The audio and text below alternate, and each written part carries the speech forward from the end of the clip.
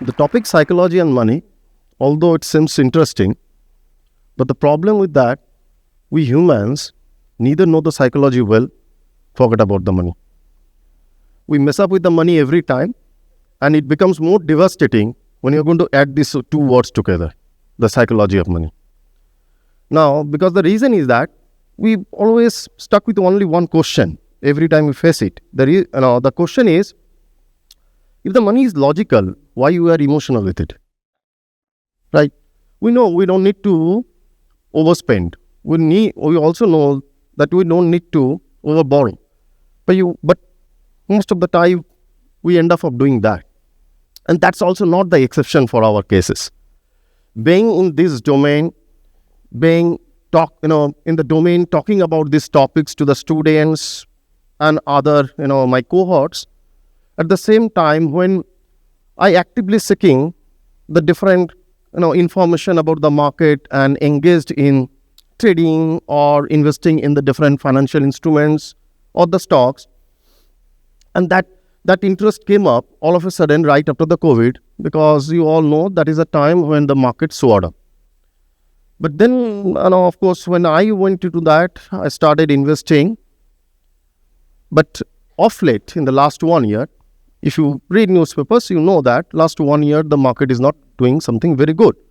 The reason is that there are a lot of foreign portfolio holders. They started selling Indian assets, majorly the Indian stocks. So that is the time what we need to do. Should we exit? Should we hold? Or should we re-enter? That is the most difficult questions that we always face. So as a matter of fact, what I did, most of the portfolios or most of the stocks, when I have seen them, they have translated or they have come from the green to red. That means they are in losses. So let me exit. So that's the psychology which acted and dominated or overpowered me over all the logical decisions that I have taken so far about them. And it's just went out of my hands. Then I thought back that what might have gone wrong with me? What is the reason? I suddenly, started selling them, although they are in losses.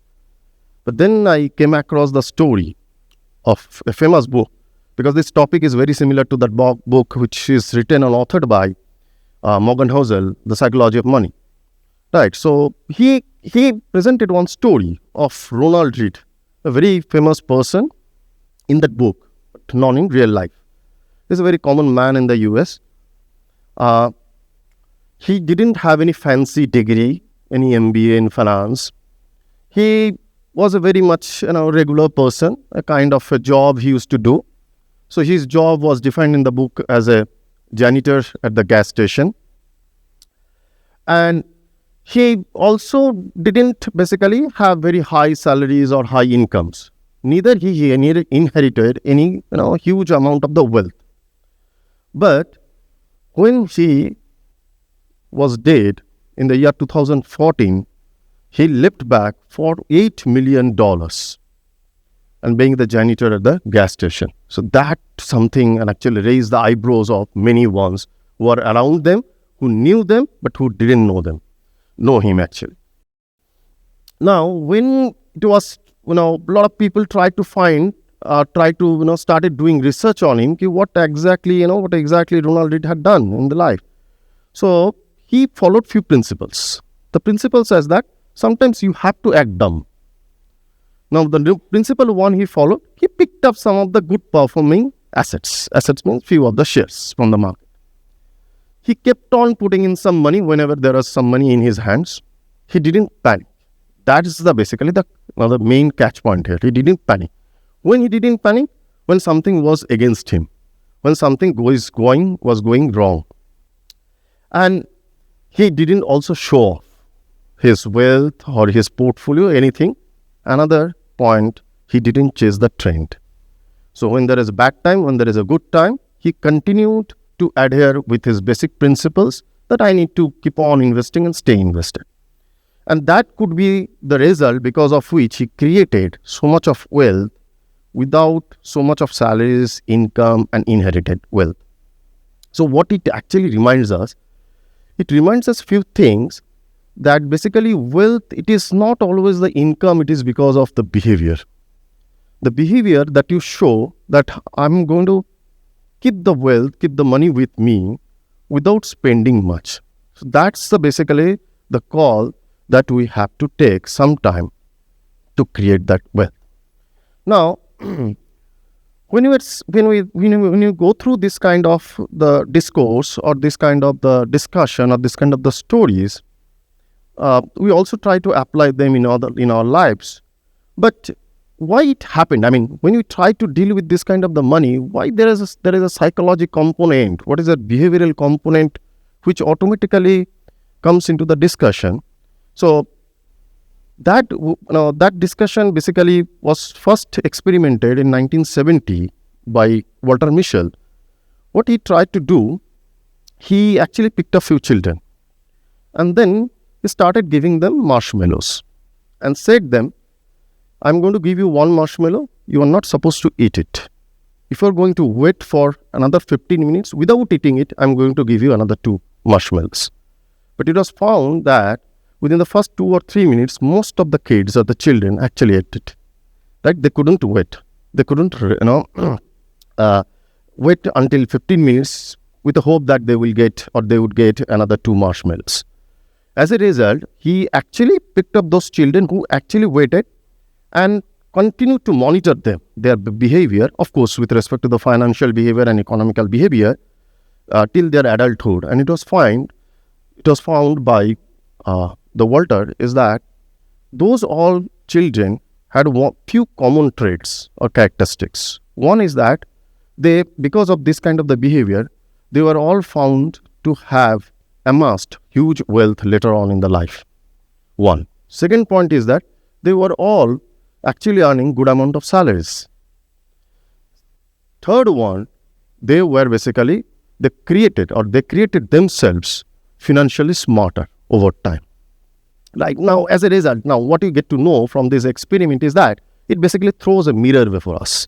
The mirror is that how we are going to shape our behavior such a way that kind of the financial smartness over time we can achieve by somehow bypassing or deceiving the psychology component in it. Right? So what are the takeaways? I mean, what are the lessons from these all stories or all these experiments? It is that small habits actually beat sometimes big incomes. Do not chase the train. Sometimes chasing the train, it kills the wealth. Also, create some kind of or automate your own behavior. What do you mean by the automating the behavior? That means basically you're creating a very disciplined life. Now, sometimes we, as a kid, we try to curse that why I'm being given or I'm being asked to follow the discipline in hard way. Believe me, the disciplined life or the discipline is not the shackles. It basically breaks the shackles. If you are not going to follow the disciplined life, you are going to basically, you'll become a slave to your bad habits.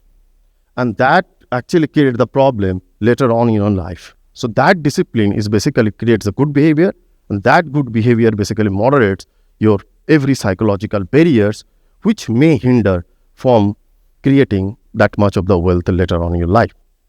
So what we are trying to say in that way, that we all need to be Ronald Reagan basically.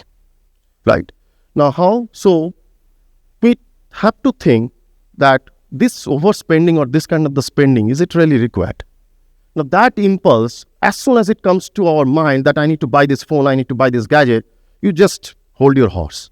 You just pause for a day. Some of this impulse will automatically die out on its own. Right? So that's the behavior that you have to inculcate, so that automatically you overpower rather than the psychology, you let the psychology to overpower or dominate your all spending behavior. So that way we're saying that we don't need to be very smart basically. What we need, that we have to follow some kind of the principles. And those principles will automatically take care of your wealth or your money. So you don't need to be rich to create the wealth. What you need basically is, once you create that much of money, you're going to save that and you're going to care for that wealth. That caring for the wealth is very important. Otherwise, Even the wealthiest one cannot remain the wealthiest forever in life. So that basically story, or this kind of the principles, also take us back to some kind of the history, some of the names that we always know. So whenever there's a world of investment, we always refer to a person called Warren Buffett, because he is the god of investment. We also know that one of his good associates, or basically friends, was Charles Munger.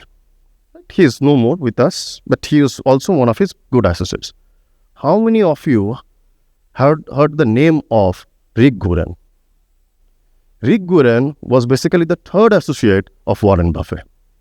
And no one of us actually knows or knew his name. Rick Guren is also equally capable, equally smart, like Charles Munger and Warren Buffett. But what he couldn't, or he didn't have like Charles and Warren Buffett, is the agility. What kind of the agility? The agility is that he always wanted to be the will, to garner or to amass that much of the wealth overnight.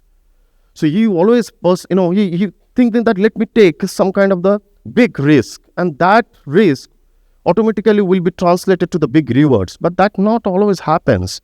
And something goes wrong in this equation, you fall flat on the ground. And that exactly happened with, Rick Guren. He overborrowed money from the market. He invested them in some of the assets where Warren Buffett and Charles Munger didn't agree. He thought that this kind of the risk will be able to pay him off later on. But it actually devastated his entire career as well as life. So he went bankrupt later on. But we don't know his name. So that is basically the problem with the psychology when it overpowers us. Now, please understand that kind of the psychology, or that kind of the interaction between the money, wealth and psychology is not something very new to us as well. I mean, if you also read the Bhagavad Gita at the same time tells us the same principle, that you have to follow the same principle, like the way the river flows into the ocean without disturbing the ocean. Similarly, you have to let all the desires to come to you without disturbing your peace of mind. So that's the mantra that we have to follow basically. So what does it mean? So money is not something bad. Let it flow into your life, but don't let it to disturb the peace of mind. So it's, in a sense, what we are trying to understand is that it is not only being the smart or the smartest to be the wealthy. It is equally required to be the calm and calmest. So when things go wrong, I'm going to hold my breath tight and I will remain calm, and that rest of the things will automatically follow each other. So that's basically the mantra that I think we all need to take today as an oath. Because I'm sure if we follow this kind of the principles, some of the role leaders might be sitting across us. Thank you so much.